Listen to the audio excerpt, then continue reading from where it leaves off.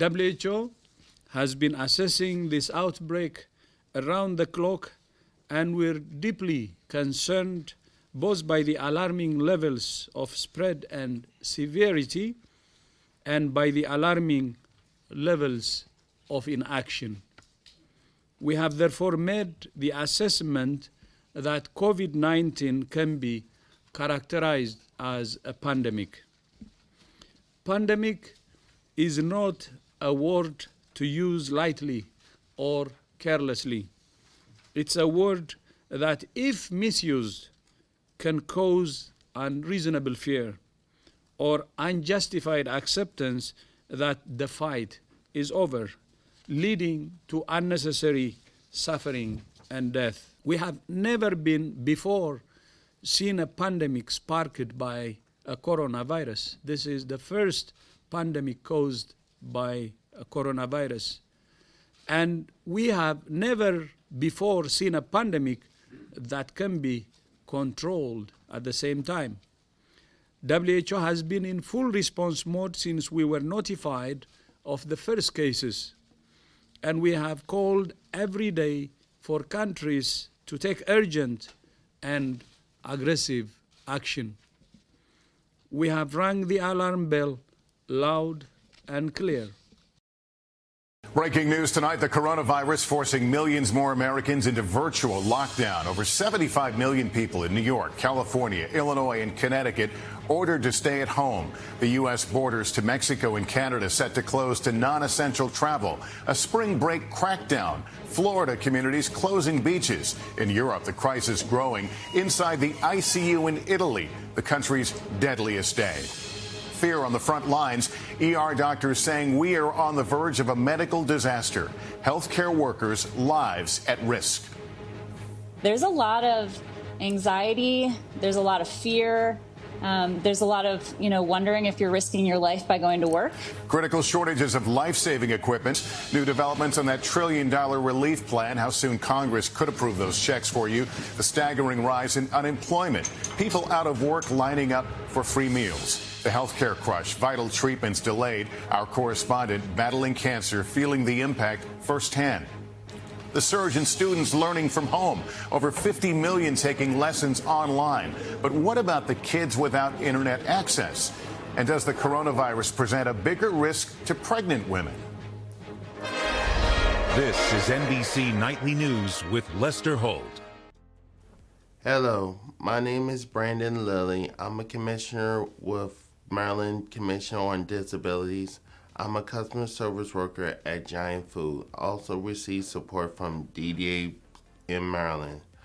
Welcome to our COVID story. During the early months of the pandemic, state IDD leaders worked to ensure support systems could withstand the rapid changes taking place due to the pandemic public health emergency. Providers struggle to keep people safe and assure to change demands on our services.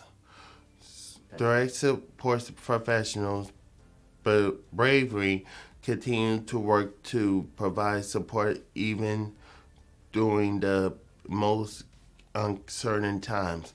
People with IDD were put on lockdown like the rest of the world, but advocates did have very different experiences of the lockdown than the rest of the world.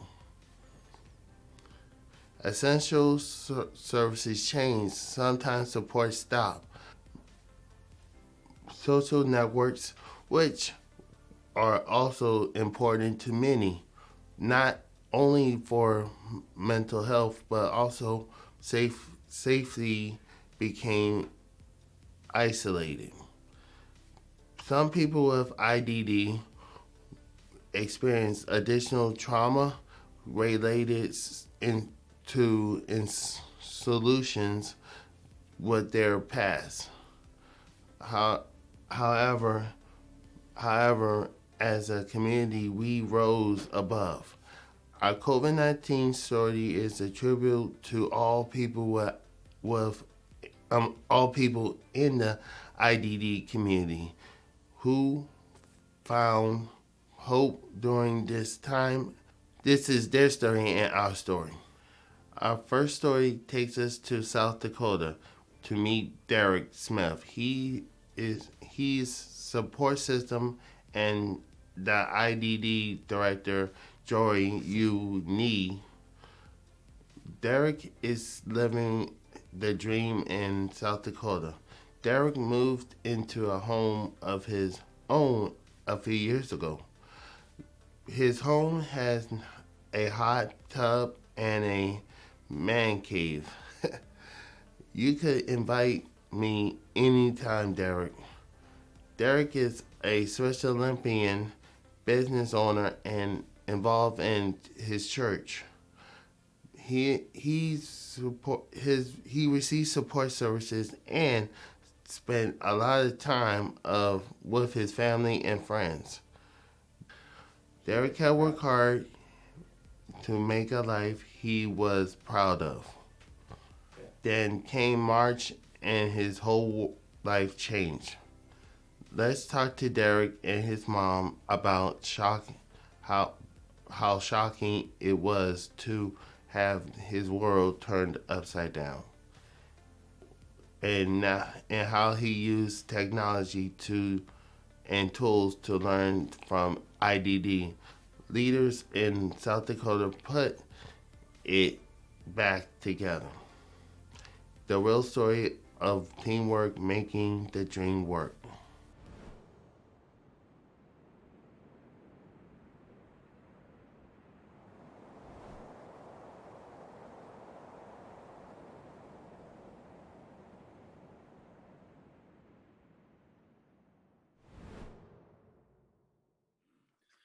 Good afternoon, everyone. I'm Derek Smith, and I live in Sioux Falls, South Dakota. My mom, Brenda, here with me.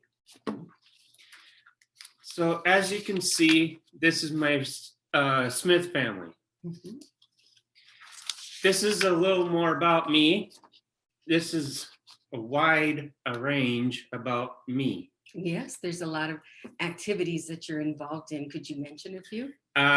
Toastmasters, Bible study group leader, Celebrate and Embrace member, volunteer, assisted living, and nursing home. Yeah, and you also are an advocate, an athlete. You work out at a gym, and you're a business owner and Great Life member, fitness. An employee. Yes. And what is today? 4-year anniversary. Of when you started your job at Great Life, right? Yeah. A lot going on. Yeah. So as you may know, I live on my own home. In your own townhome, right? Yes. Mm-hmm. And what are some of those pictures on that townhome? This is a picture of my house. Mm-hmm. And up in the corner? Is my man cave gonna be, Mm-hmm. and my hot tub. Yes, okay. And so tell us a little bit about this. Okay, through our Family Support 360 program, I'm able to live in my own home. This is Linda, my support provider. Well, she helps me clean, cook, with groceries. Shop for groceries and go out and about in your community, right? Yes. So how many of you play a game called Jenga? Everybody knows that. Yep. And so as Derek said, my name is Brenda and I'm Derek's mom. We often use the analogy of the game Jenga when we talk about building Derek's life, because we have worked very hard over the years to build a life that's meaningful, that includes the things that are important to Derek and the things that he needs in terms of support to be successful. And if you've played Jenga before, as you build the tower, it's stable, but it can be a little shaky. And if one of those pieces gets pulled out, as you see here. Yep, it can get a little more shaky or even collapse, right? Yep. Yep. But over the last year, we've had things in place and it's gone quite well. And then now DD Council's on virtual. That's right. And so what's happened? How many of you are with COVID? Are familiar with COVID? Everybody probably is. Because COVID happened, and then what happened? It fell apart. In one day, everything that we had put together seemed to just fall apart, right? Yep, as you see, the Jenga likes to be falling apart. That's right. And that kind of reflects what happened on that day. So So when that happened, and you couldn't go to work anymore, Linda couldn't come anymore, you couldn't go to the nursing home anymore and volunteer, how did you feel? how many of you are confused, stressed? What's going on? Frustrated? A little bit worried Yeah, worried and depressed. and a little bit depressed. And did you feel all of those things? Yes. Yeah, you did, didn't you? And at the same time you were feeling those things, I was thinking, oh my goodness, now what? We worked so hard to get your life kind of going in a routine, right? Yes. And everything kind of fell apart. So now what? So we kind of thought about, what do we know? We know, Person-centered thinking. yep, and we also know, Charting the life course. How many of you like to do that? yep. So we knew that we had to develop a new routine because that's important to you, Yeah. okay? And it needed to be based on what was important to you. Yes. So we just had conversations and we developed what? A trajectory. Trajectory. And so STAR. How many of you done that STAR? Yep, an integrated support star. And we thought, let's develop a vision of what the next few weeks looked like, but it's lasted longer, Yeah. hasn't it? Yep. And then while we felt like all of our resources had gone away, we started talking about them and realized that we do have a lot of supports and resources that we can access. Right. And so we use that information, and The calendar, as you see, has a routine. that's right. So you had a new routine based on all of those things that still matter, Yeah. right? Yeah.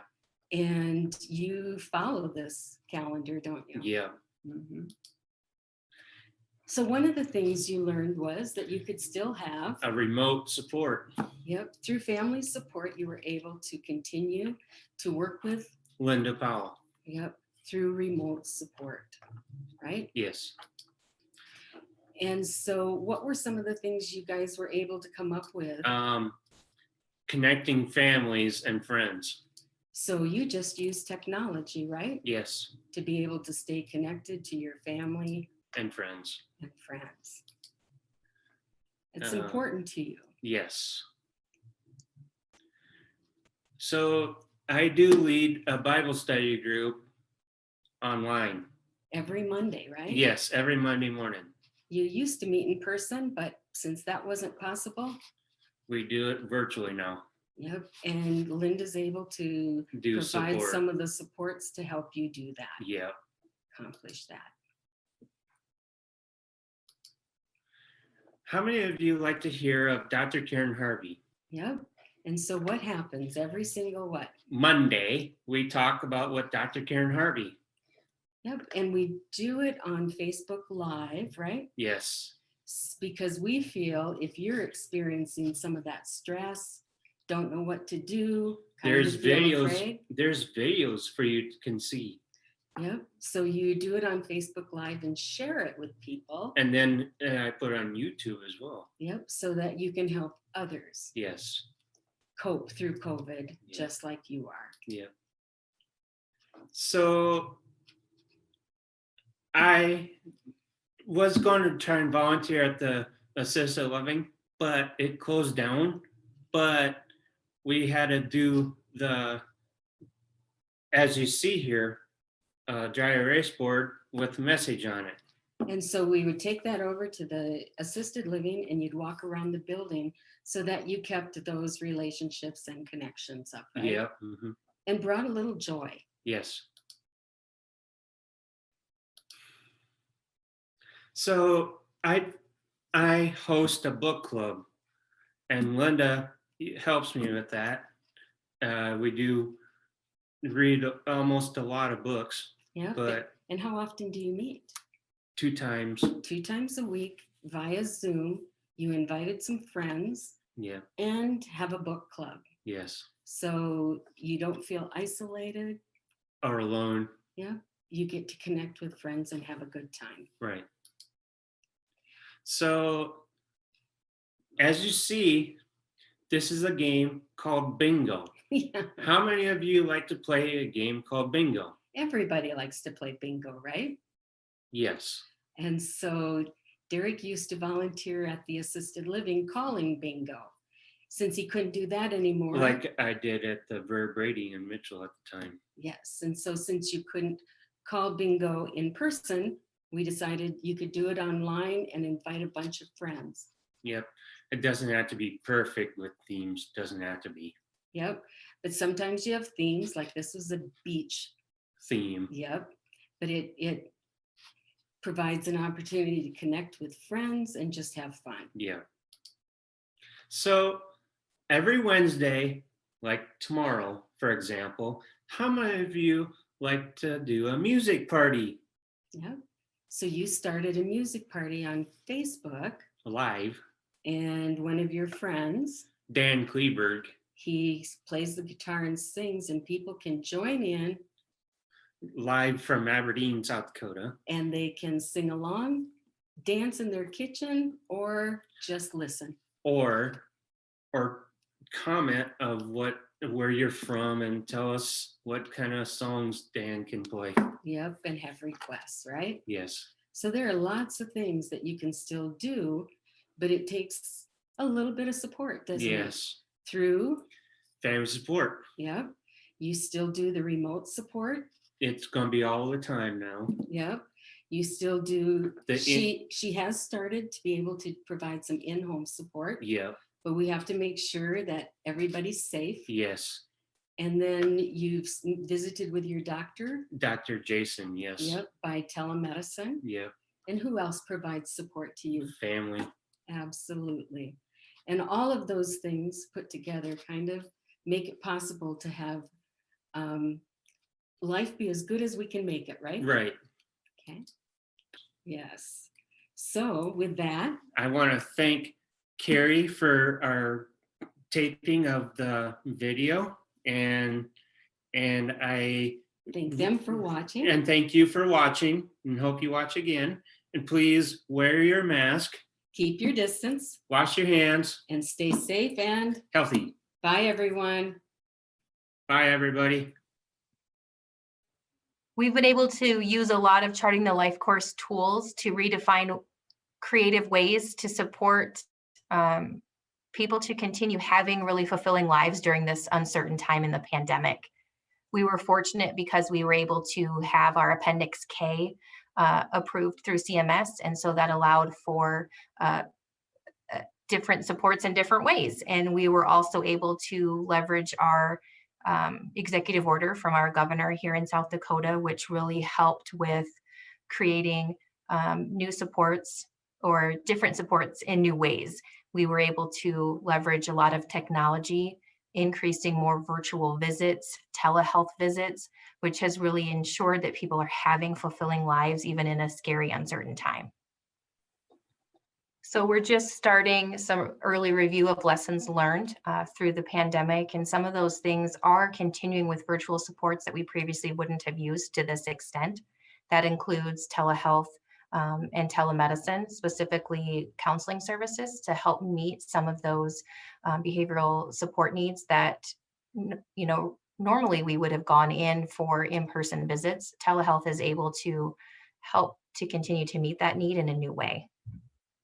As far as communication regarding changes being made or just day-to-day changes, we're trying to communicate those really consistently. We're learning that there's some opportunities to be more concise and clear in that communication in such an overwhelming time. And so we're going to take advantage of that opportunity, but we're really focused on providing a timely, clear direction to our providers, as well as as individuals and families as far as how services have changed and will continue to change until we are through the pandemic.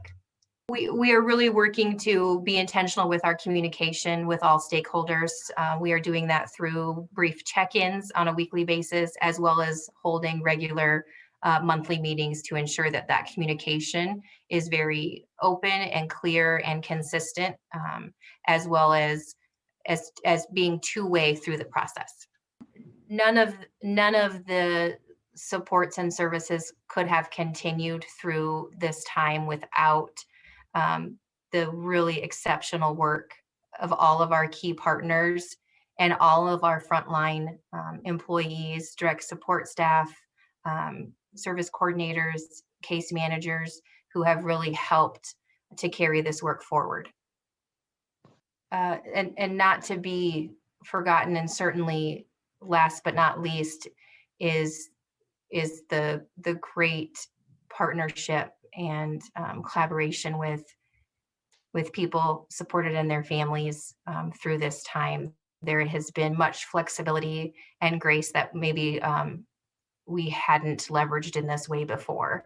And certainly the ability for us all to be flexible at this time is what's ensuring we're coming up with creative ways for people to still have fulfilling lives.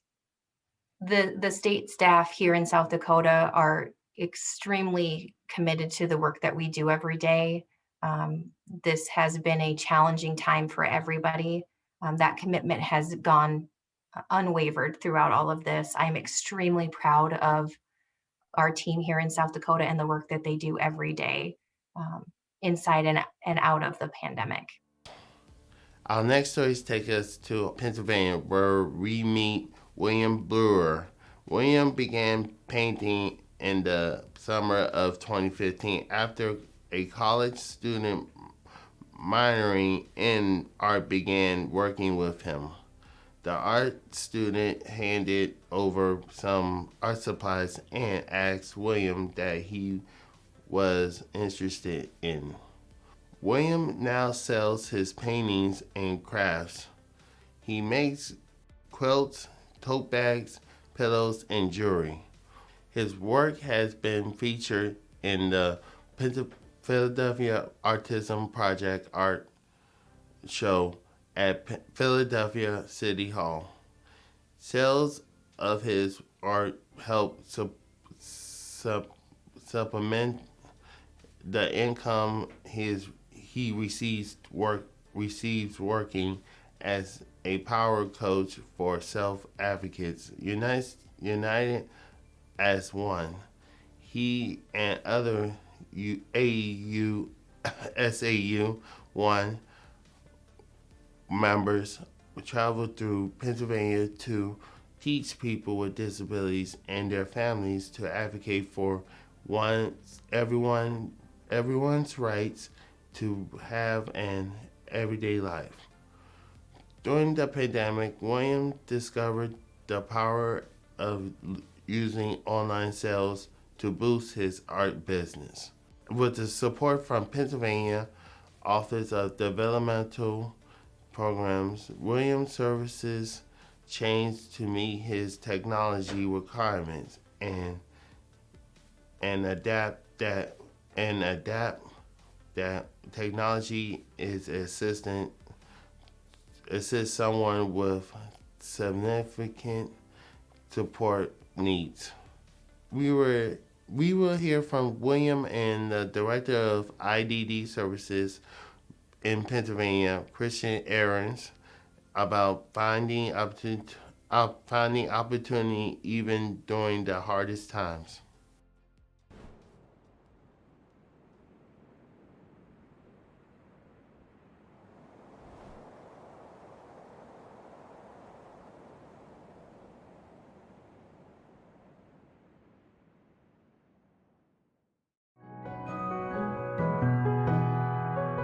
Before people got sick, I was going to utility works 3 days a week. I worked with 3 people, Aaron, Taylor and Jesse. I won Sardak on February 28th. After people got sick, I could not go to utility works. London and Wilbur.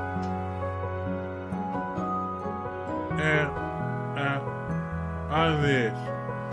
I had to stay home. I worked with Aaron on Zoom. We worked with Photoshop. I worked on Sardak. I talked with other fellows in Sardak. I have been power coach at Sal 1 since 2008. On Thursday I would get on Sal 1 calls. I would see Oscar, Mom, Christine, Sierra, Kay, and other people. Aaron would help me on the Zoom calls. It helped me making art. Now, I go to Utility Works 3 days a week. I have to wear a mask when I'm going out. I am teaching 3 workshops.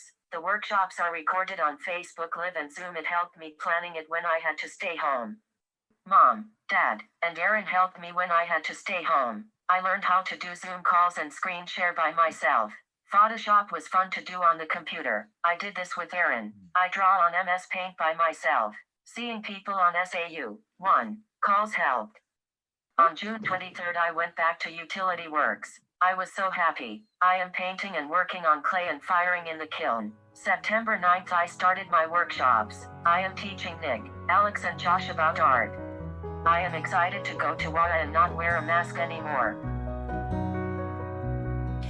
An art studio for William would be important because it would allow him to continue to grow as an artist. He has many talents. He sews, he paints, and when he's home, he has limited space in order to do that. So being in a studio and being around other creative people would, I feel, inspire and spark him to do even more than he does now.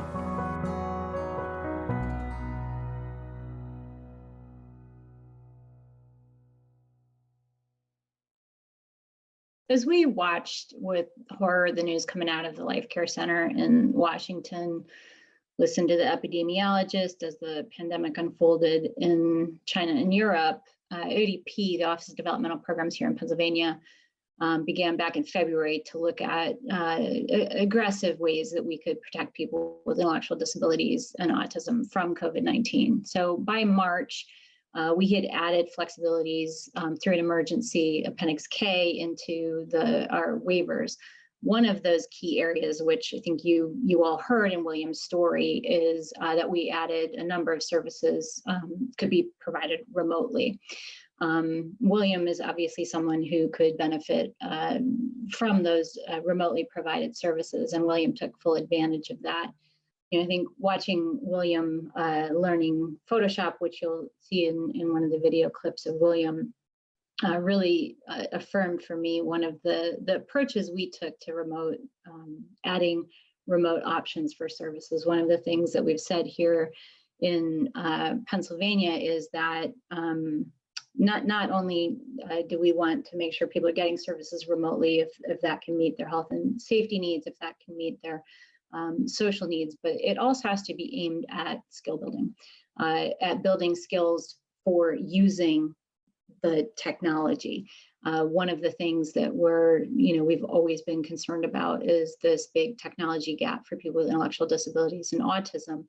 I think the pandemic has meant, out of urgency and necessity, that we have had to try to quickly close that gap in some ways, and we certainly don't want to lose that. So our service definitions include this requirement that some of when remote services are being provided, that we are working to help people be as independent as possible in using the actual technology so that they can connect with friends, so that they can use it to be learning new skills, so that they can connect with the world around them, so that they can receive services remotely. So I think that's a key component in William's story. It really helps to illustrate that.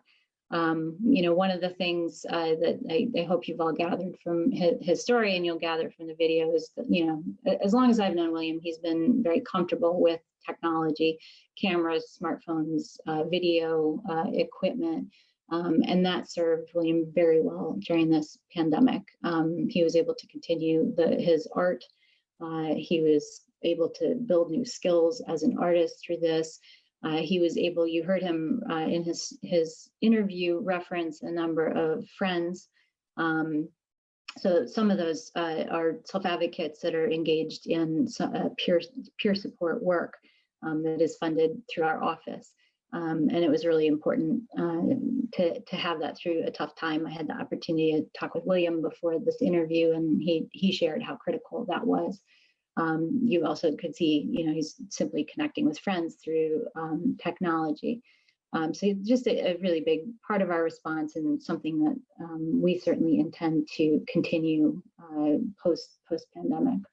Another thing that I think is critical here in this story that, again, might not be evident so far is how important self-direction and our self-directed model has been for so many people in this response. William has self-directed his service for years.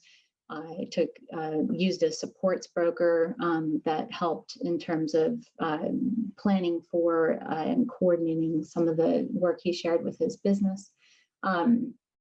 So, for William, I think that was an important piece of this, but for so many Pennsylvanians, self-directing services meant that they had the ability, where people were very concerned about outsiders coming into their home when we went to stay-at-home orders. We lifted some of the restrictions that we had on relatives providing services. So what we did see is, particularly in our self-directed program, we saw less of a drop-off in services than we did in some of our more traditional service models, because people were able to use relatives. They were able to use people that either lived in the home or they knew, were staying in their own homes and didn't really have any exposure. So that was really a critical component to our response here in Pennsylvania. Other thing William referenced that I'll make a note of here in our response. William talked about starting to, when we did the stay-at-home orders were lifted and people started to re-engage, William was able to go back to his art studio, and that of course required masking, and talked with William and his direct support provider. They took advantage of a number of the resources that the state developed. We worked with our autism services, education, research, and training contractor to develop graphics for graphic support and social stories around masking, around social distancing, and around hand washing. And it sounds like those materials were very helpful for William in learning some of the new skills that we all need to be successful during this pandemic. So I think three key areas there: the self-direction, the remote services, and then just having very accessible resources for people to build and use all of these new infection control protocols that we've all needed to get familiar with to get through this. We have a self-advocacy organization called Self Advocates United as one that we contract with, and we were contracting with prior to the pandemic. When the pandemic hit, we obviously, a lot of those trainings were face-to-face, and that wasn't going to continue. What we worked on with the self-advocate organization was to shift all of the training content to addressing the pandemic. So we asked for SAU1 to shift all of their topics to supporting self-advocates with navigating this new world that we all find ourselves in.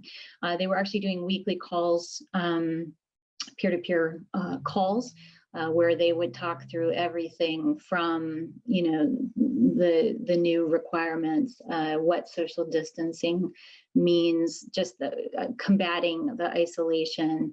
What do you, how are you taking care of yourself during this time period? So they did the weekly calls, and then they sort of quickly shifted to this concept, which I think is just great. One of the things that they did in their contract was called the Speak Up, kind of Power Up self-advocacy sessions, and they changed those to be called the Antivirus Power Up. Self-advocates became very concerned, the leadership of that organization became concerned that during the pandemic, people would sort of lose their voice as we moved to this big online world. And they committed to not losing that voice. And so did, have this whole series of sessions called Antivirus, aimed at making sure that self-advocates don't lose any of that voice that they are online, that they're still advocating. So it's been a really wonderful thing for us here in Pennsylvania. The other area where I think the peer work has been critical in our response is we worked with self-advocates through Self Advocates United as one to develop a roadmap for re-engagement. So post when our stay-at-home orders were lifted, and we started going through like a number of states, we had, red phase, yellow phase, green phase. As those orders lifted and there was more access to things in the community, worked with self-advocates to develop the roadmap for re-engagement. So, what did you used to do? What do you want to re-engage in? Are there new things that you tried during the pandemic that you want to continue? Where are your risks? Where do you need support in terms of learning about social distancing, learning about or being able to tolerate masks? How do we figure out a way that you can tolerate a mask?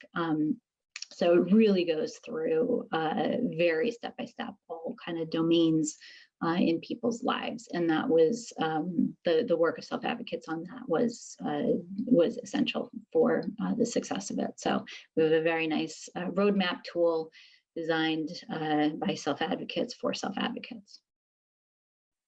Our next stories take us to Ohio. Christine Brown is a strong disability advocate. She is a land self-advocate facility member and critical research assistant. She serves on the board of the Ohio Surf Administration Association and the Self-Advocate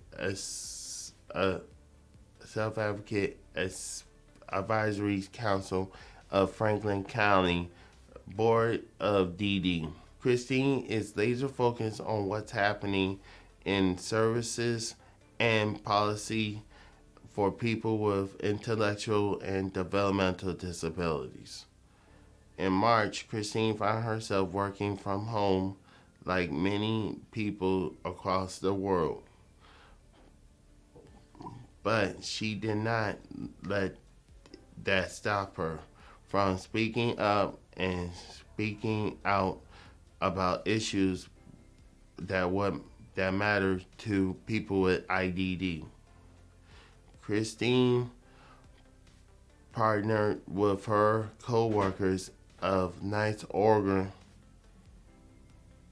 Center, along with leaders from across Ohio and the nation, to ensure people with IDD were included in the COVID response, and that people with IDD were given a chance to communicate with leaders and their experiences during the pandemic. Christine worked with Jeff Davis, a director of Ohio Department of Developmental Disabilities, to make sure advocates' voices were heard. Let's hear from Christine and Jeff.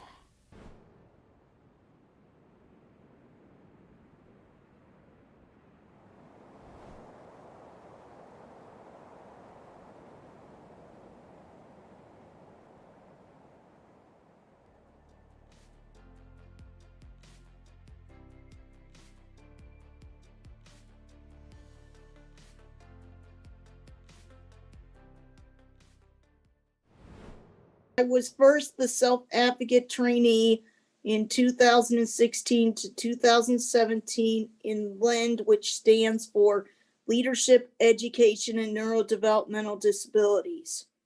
I am a clinical research assistant and self-advocate faculty. The changes that I experienced when I was in the COVID-19 pandemic that we still are in, hit by having reduced level of staffing, more remote support, and staying in the house, and less active because we can't go as many places as before. We wanted to make survey because the Ohio Department of Health was doing a COVID-19 survey for seeing how other Ohioans were doing it, dealing with the pandemic, but they didn't focus on the disability community. And we wanted to focus on the disability community, especially individuals with intellectual and developmental disabilities. And individuals with intellectual and developmental disabilities are often left out of research and not given the opportunity to answer questions for themselves. We know that we can learn so much by listening directly to our stakeholders. They are able to tell us how to know how the pandemic is affecting their personal lives better than someone else, because the individual is the one experiencing this. And we want to hear what everyone has to say and how could we make the services even better during this time. The partners who we sent out the notification for the survey included the Ohio Department of DD, Ohio Self-Determination Association, Franklin County Board of Developmental Disabilities, Ohio Association of County Boards of DD, AUCD, which stands for Association of University Centers of Excellence in Neurodevelopmental Disabilities, which the Ohio State University Niswonger Center is part of. We adapted and modified some questions from an existing survey called the Pandemic Impacts Inventory from Dr. Damion, D-A-M-I-O-N, Grasso. Our team also worked with our partners to come up with questions across different areas, including disability services, healthcare, mental health, employment, and technology use. Our partners helped us distribute the survey link through email listservs and by posting it on social media. About 400 people completed the survey, including 181 individuals who reported having a job before COVID-19. Unfortunately, 50% of those employed before the pandemic were laid off. Alarmingly, 50% of all participants reported having more mental health problems since the pandemic, including being worried, 70%, stressed, 66%, and sad, 56% were the top three. Only 60% of participants reported knowing what to do if they were exposed to the virus. Health and public safety information needs to be made accessible in clear language and distributed through an extensive network with the help of partners, including state and local provider agencies and self-advocacy groups. I can also say that with this, we really have learned how people feel in their in how technology for internet access has been a hot topic during this pandemic, because when now everything is going virtual, in doing doctor's appointments virtually and doing a lot of other things virtually, even like your counseling or your seeing your psychiatrist if you just need refills and nobody needs to really see them physically. We also learned that there was some other people who live in an ICF, and that's an intermediate care facility. And when doing the doctor virtually, their anxiety levels and stuff goes down because they're not having to leave their house and going into out of their environment, like going to the hospital or somewhere. They get to do it virtually. But there's always a little bit of challenge where what if a family or individuals don't have internet coverage? What about those folks? They have to still do stuff physically. So that was a very big hot topic, internet coverage as a way for the way people with social distancing. Internet coverage is a hot topic right now. Well, the one thing to tell you is we're all in this together to fight and see that we get everyone's needs met. We want to see everyone have equal choice and rights to do things for what they want to do. And we have some concerns that there are chances that some individuals with intellectual and developmental disabilities are not getting the treatment for COVID-19 versus someone who has like insurance. And that's something we fight on to say that's not fair, because everyone is American citizen and deserves fair treatment.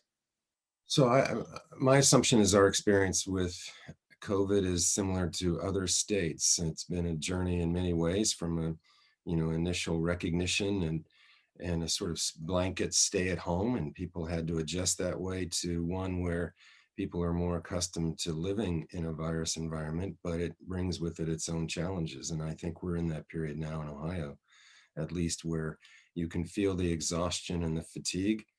And there have been so many remarkable stories with our DSPs and with our providers in collaboration with our counties.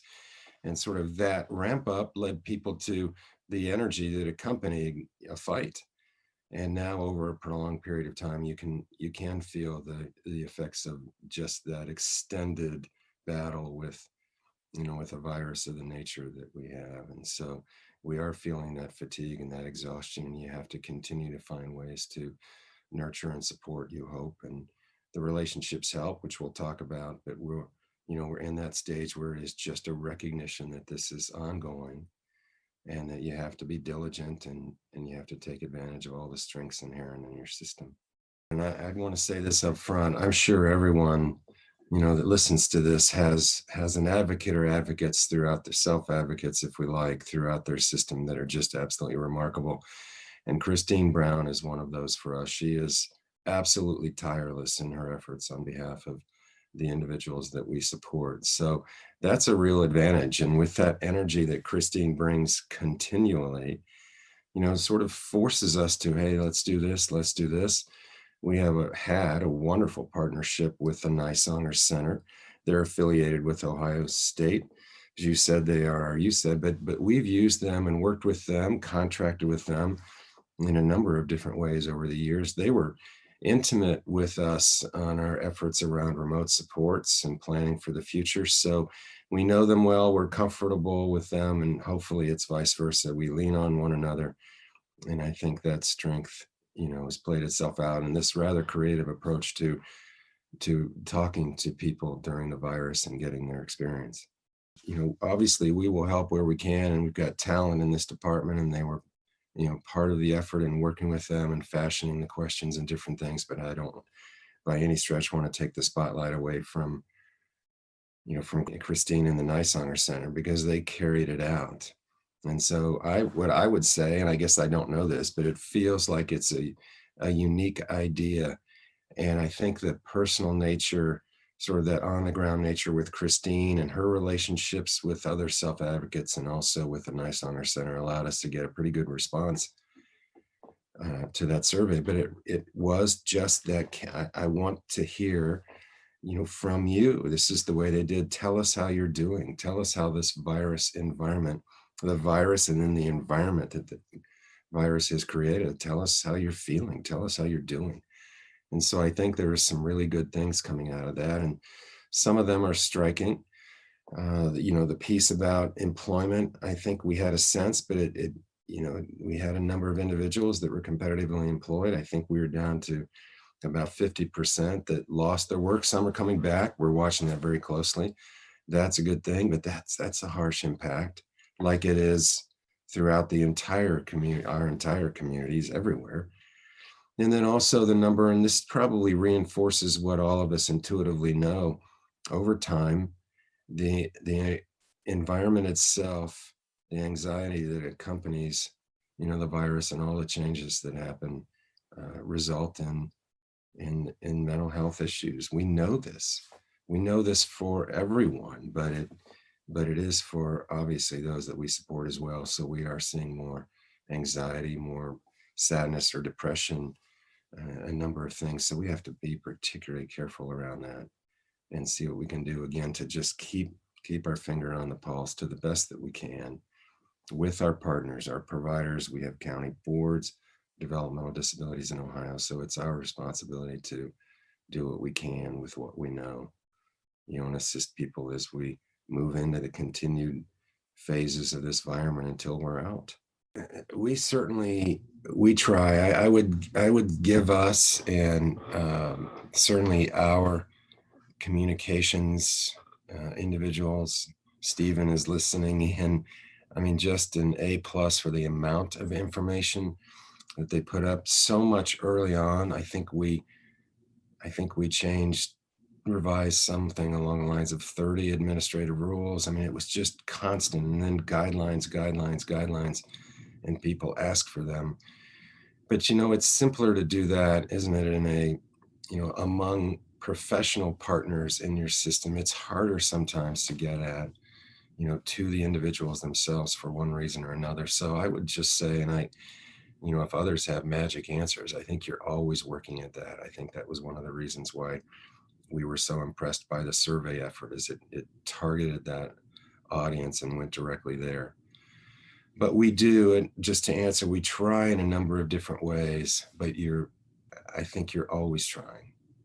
I feel like our system, I've been a part of our system, intimate to it since 1991, which shows my age, but we've gone through different stages. And, I'm sure like others you've had, and I'll speak to the professional pieces of it at this point. You had different times where the relationships were good. Sometimes they weren't so good. Sometimes they were really awful, depending on issues, and you've been through all that. But I think the virus has shown us that we are one family, all of us. And I've been remarkably impressed with the way that people have worked together. There's never going to be continuing unanimous agreement, but there has been a real desire to partner.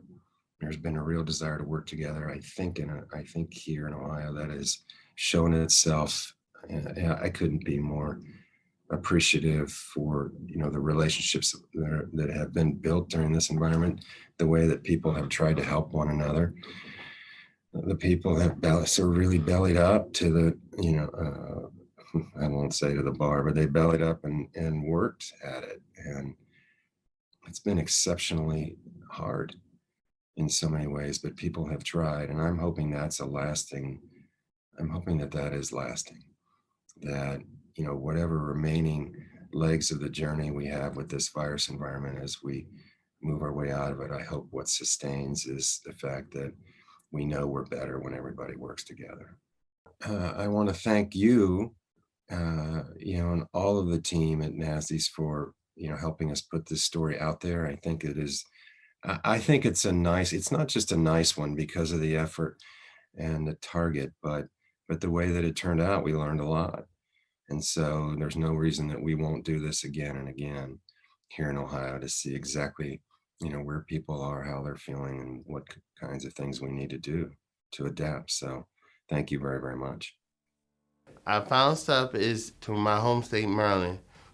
Throughout the public health emergency, many people with disabilities lost their jobs and rates higher than the general population.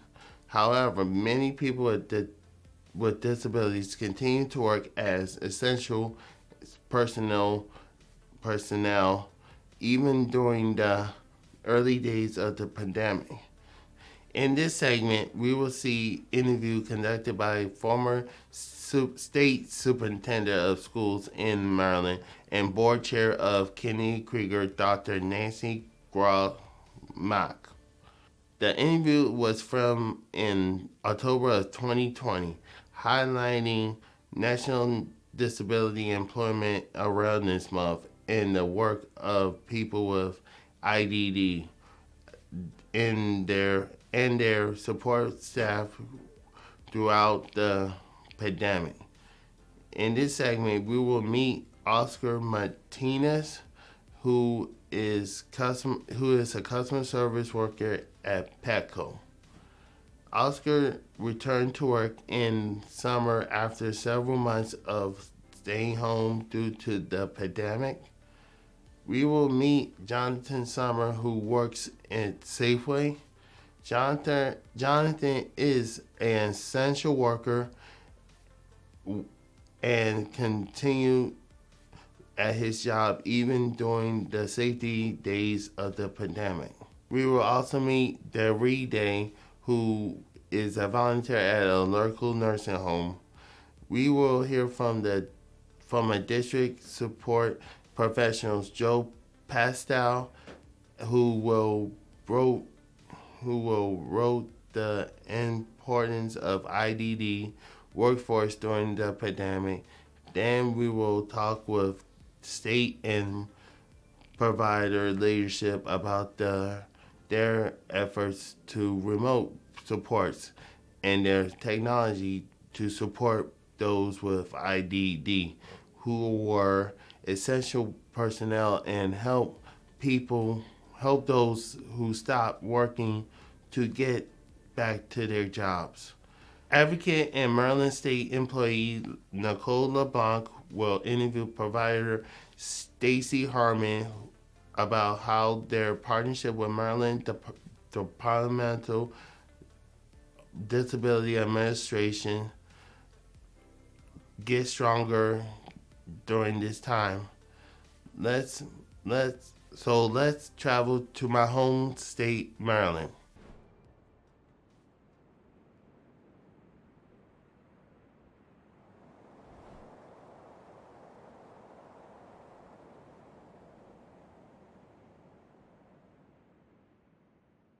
Thank you so much for such a gracious introduction to all of us. I am truly thrilled to celebrate the National Disability Employment Awareness Month. This is an area which has been near and dear to my heart for many, many years. So today, as you've heard, you'll hear from three outstanding individuals who will really share their work experience, especially during this COVID-19 time. They'll also speak to the individuals who support them in their work placement and in really achieving their goals in work. And so I'd like to begin, and I'm going to ask Oscar if you would share with us where you are currently working. I work at Petco. It's close to my house.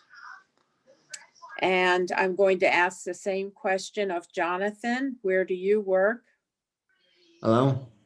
Yes, Jonathan, can you tell us where you work? I work at Safeway. Thank you. And I'm going to ask you, Jonathan, how long you've worked there.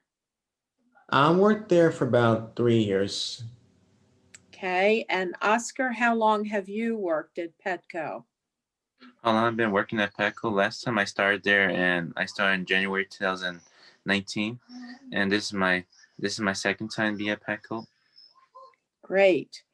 And so, Devry, where were you volunteering before COVID-19? I was volunteering at Meadow Park. And what is Meadow Parks? Tell us. It is a nursing and rehabilitation center where the residents, they stay there, they get therapy there, and basically what I did in the activity room, like play games, read to the residents, and just bring smiles to them, talk to them, get them interactive with certain things. That's why I would bring my music and we would listen to some of my music, and they liked it, and it was nice. And how long were you there, Devry? I think 3 years. And so during this COVID-19 time, how did your workplace change so that you had to adjust to that change?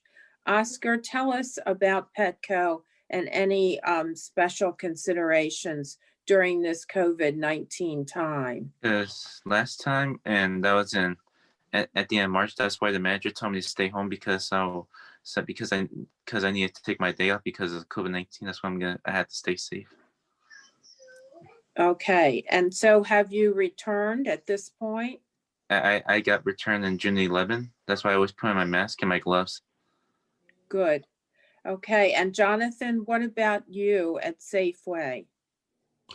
So at Safeway, I was keeping my mask on and had my gloves on all the time.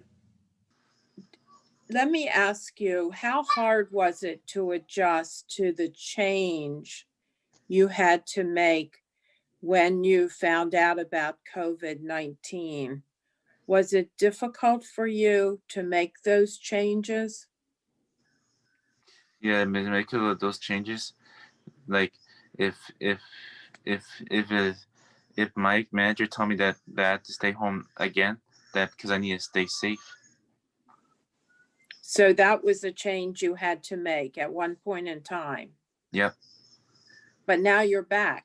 Now I'm back now because I always do Zoom with Core Foundation. After when I took my break at work, I always call my staff that support me at Kenny Career is Steve. Okay. And I'm going to ask Jonathan that question also. Jonathan, Yes.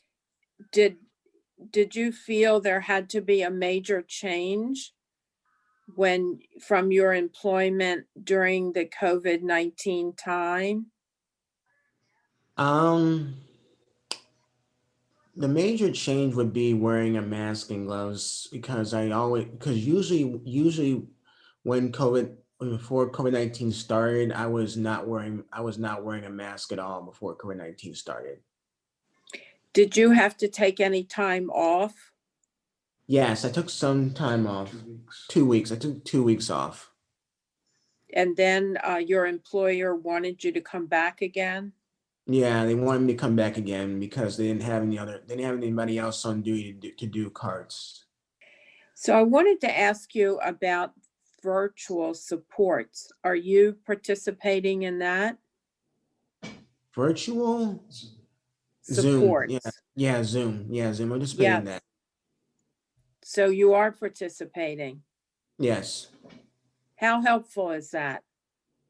It's good. It's helpful. In what way is it good for you? Keeps me alert, and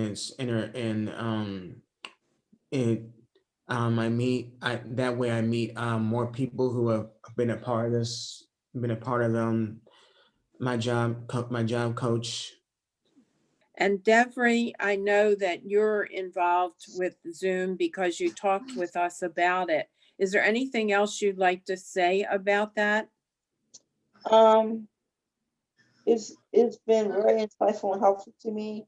Now the other people that's on Zoom, they're much younger than me, so I feel they look to me to, I guess, inspire them, because I think the majority of them walk. I'm the only one in the chair. So I guess when they hear me and hear the insightful answers that I give, whatever we're looking at or talking about at the time. They cheer me on. That's a good one, Derek. Thank you. That's good. And that pumps me up even more. So for my team, I say thank you to my participants that are on with me. And it's insightful to me because it keeps my brain active, keeps me going. You know, it's a motivator. That's the best way I can put it.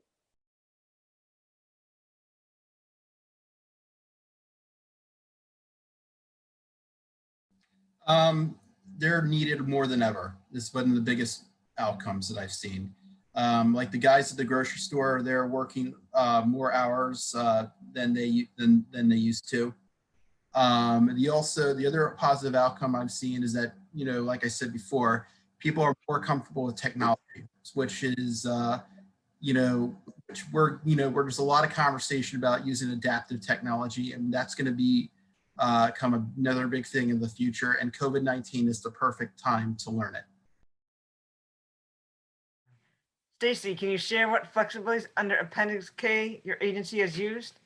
Thank you for having me at the NASES conference. I'm really excited to be here. So under the Appendix K, through the Maryland Developmental Disabilities Core Foundations at Kennedy Krieger Institute has been able to use the modified service hours. So instead of having to do 6 hours of service, we've been able to implement anywhere from 1 hour to 6 hours a day for each individual we support. We've also been able to use the remote services option, so getting to connect with our community members through virtual platforms, just like we're doing right now.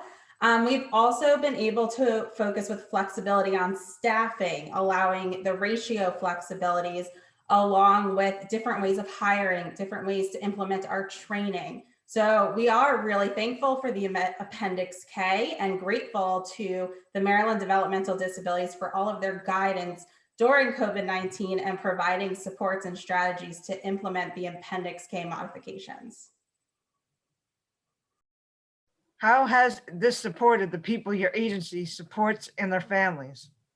Yeah, so the flexibilities from the Appendix K has really been able to keep our community connected. Not only our core foundations at Kennedy Krieger Institute community, but providers across the entire state. The silver lining in COVID is that these flexibilities have allowed for agencies to connect and the community members, the people we support in our programs, to connect as well, making our community larger, especially across the state of Maryland, where we are separated by regions.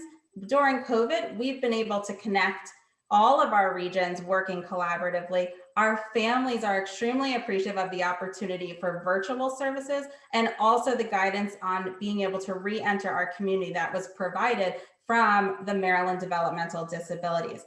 The continued support and guidance from the state has allowed our communities to feel safe, secure, and they know that we are doing our very best to keep everyone healthy. But most importantly, it is connecting our communities and keeping us connected during the pandemic. What do you think DDA has done that has assisted your agency during this COVID state of emergency? Yeah, I can't thank the Maryland Developmental Disabilities Administration for all of their support during the pandemic. It started early on with weekly Friday calls with all the provider agencies, families, individuals supported through the developmental disabilities, where our Deputy Secretary, Bernie Simons, has been available to us week by week, sharing updates along with many others who work within the Maryland Developmental Disabilities. Now we've continued those calls, which are bi-weekly, which I think the providers really appreciate how much opportunity we're getting to learn about updates, changes, whether it's Appendix K or also just changes in general with service delivery. And that has really been a benefit to the provider agencies, the families, and the individuals supported through the developmental disabilities. Not only are we having bi-weekly now meetings, but we've also developed working groups. So the Maryland Developmental Disabilities has reentry groups in the different regions that allow providers to give input in support of reentry plans, resource sharing, and continuing that collaboration. I know I mentioned this before, but really a silver lining in all of this is increased collaboration across the state that's been guided by the Maryland Developmental Disabilities. They've also designed at-a-glance documents, which have been extremely helpful when we're trying to provide guidance for myself as the director of core foundations at Kennedy Krieger Institute, but also for my staff to understand the changes through Appendix K, the changes into her service delivery, the modifications. So these at-a-glance documents are so useful and great tools for staff training and also for myself. They also designed a question and answer document. So they were, of course, being bombarded with question after question. They took so much time, the Maryland Developmental Disabilities, to continue to answer our questions and then update that document on a regular basis. We've continued to get regular memos, regular communication. Our regional directors have been extremely responsive, and they also adapted a way for us during this process for modifications to service plans and where we deliver services. So they streamline a process to simplify it for the providers to ensure that services were able to be implemented in an expedited amount of time to continue to provide the supports for each individual that's served by the developmental disabilities in Maryland. What has been the most challenging, rewarding, or silver lining of this pandemic to providers? Yeah, I definitely think it's been the collaboration across the state of Maryland. I have always collaborated since we started, became an agency at Core Foundations at Kennedy Krieger Institute, but I've never collaborated as much as I have with the number of agencies across the regions. So we on Central Regional in Maryland, we are collaborating with someone in Eastern Region, which is 3 hours away. And that is something that I think is such a silver lining to share our practices. I also think the weekly, which turned bi-weekly calls with our Maryland Developmental Disabilities Deputy Secretary, Bernie Simons, has been such a huge benefit to the providers. And again, a silver lining to get updates on a regular basis, to connect, to ask questions. It's so important that we work together to serve the population in the state of Maryland with disabilities, to ensure that they're having meaningful opportunities, accessing their community, and having meaningful employment in their community. I also think remote services is really a silver lining. The access that it allows for individuals to connect and communicate during the pandemic, which can continue after the pandemic. At Core Foundations at Kennedy Krieger Institute, we always use FaceTime and Skype as a way to connect with those in employment as a check-in in the event we weren't on site that day, when they're in full-time paid employment. And we really saw the benefit. So it's great to see this practice being utilized across the state to support employment, but also to support connecting our communities. One of the areas that we've also grown collaboration is our project search programs in the state of Maryland. We've actually been able to utilize this platform of virtual remote services so that our project search programs can focus on practicing job development skills together. Programs are collaborating and connecting. Our interns in our programs are getting the opportunity to greet and meet and access so many of the opportunities between the programs, which is even enhancing their programs. So again, silver lining is the connectivity and creating meaningful opportunities through a virtual world.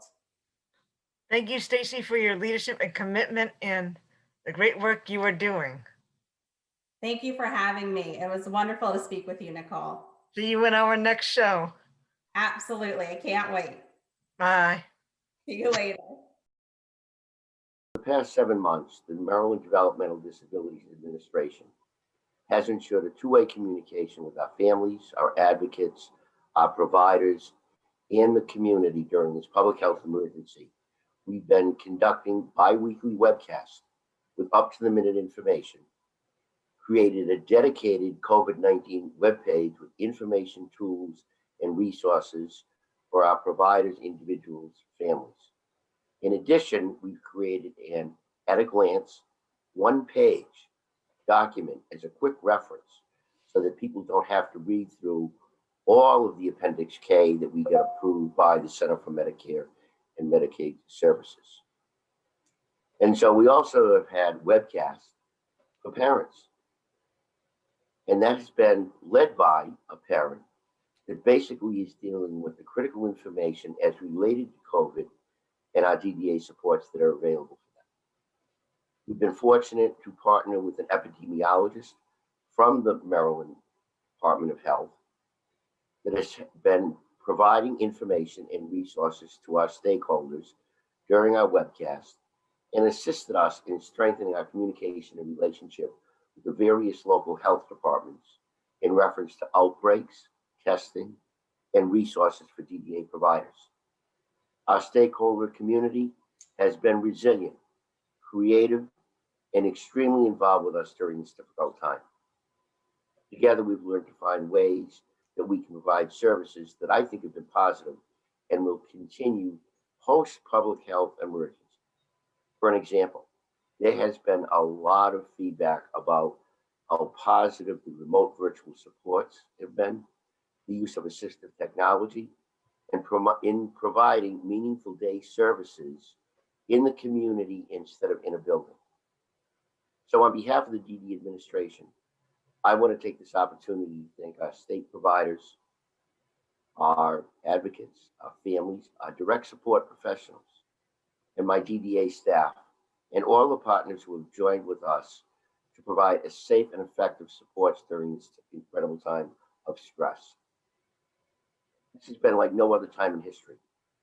However, our community and providers and families and individuals all pulled together to meet this need at this moment, and I'm incredibly proud of all of the work and the tireless hours and sacrifices that the DDA mission to support people with intellectual and developmental disabilities in this state, and has been instrumental in weathering this time of the pandemic. As Stacy said earlier, noted that there's a silver lining in everything, and there was increased collaboration, was truly something to be treasured.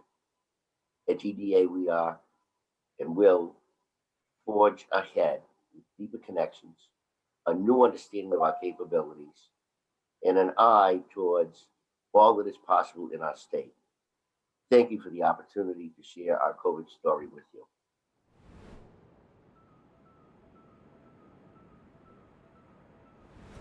This concludes our story tonight, but the COVID story continues on. We want to thank the advocates, families, DSPs, providers, state leaders, and others who have worked hard during this time. We are also very grateful for those who opened up their lives and told their stories to us to share this evening. Your story is our story. Thank you for joining us.